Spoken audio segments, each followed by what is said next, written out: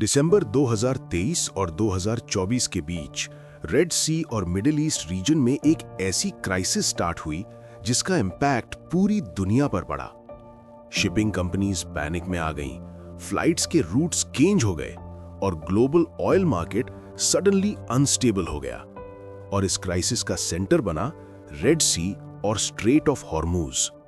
ये सिर्फ regional conflict नहीं था, बल्कि ग्लोबल ट्रेड रूट्स पर डायरेक्ट अटैक था।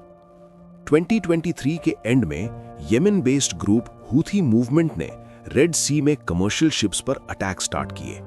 इसमें कई इंटरनेशनल शिप्स टारगेट हुए।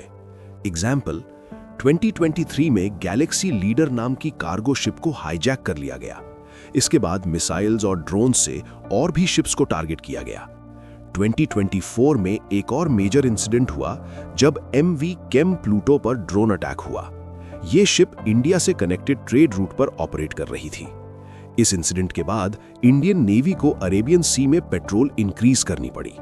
रेड सी अटैक्स के बाद दुनिया की बिगेस्ट शिपिंग कंपनीज ने अपना रूट चेंज कर दिया।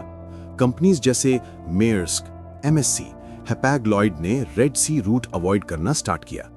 नॉर्मली यूरोप से एशिया का ट्रेड रूट होता है सुएज कनाल, रेड सी, फिर इंडियन ओशन। लेकिन अटैक्स के बाद शिप्स को ये लॉन्गर रूट लेना पड़ा, केप ऑफ गुड होप के थ्रू। इसका मतलब 10 से 14 दिन extra travel, huge fuel cost और डिलेड डिलीवरीज। ग्लोबल ऑयल का ह्यूज परसेंटेज मिडिल ईस्ट से एक्सपोर्ट होता है और ये ऑयल पास होता है स्ट्रेट ऑफ हॉर्मूज से।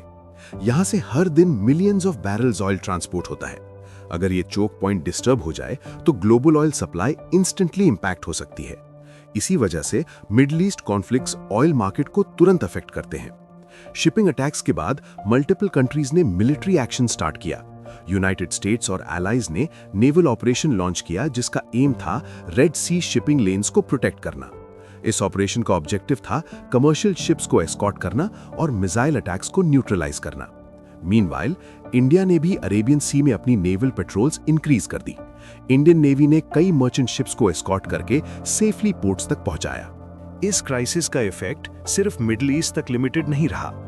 ग्लोबल शिपिंग इंश्योरेंस प्राइसेस बढ़ गए, शिपिंग डिलेज की वजह से सप्लाई चेन डिस्टर्ब हो गई और कई प्रोडक्ट्स की डिलीवरी वीक्स डिले हो गई।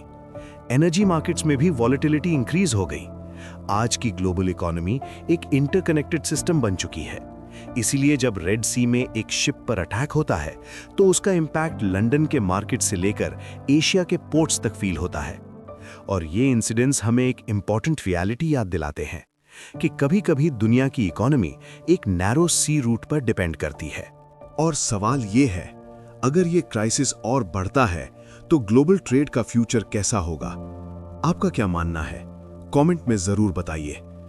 और अगर आपको ऐसे ही डीप एनालिसिस और सच्चाई पर बेस्ड वीडियोस पसंद हैं तो चैनल को सब्सक्राइब करना ना भूलिए। मिलते हैं अगले वीडियो में।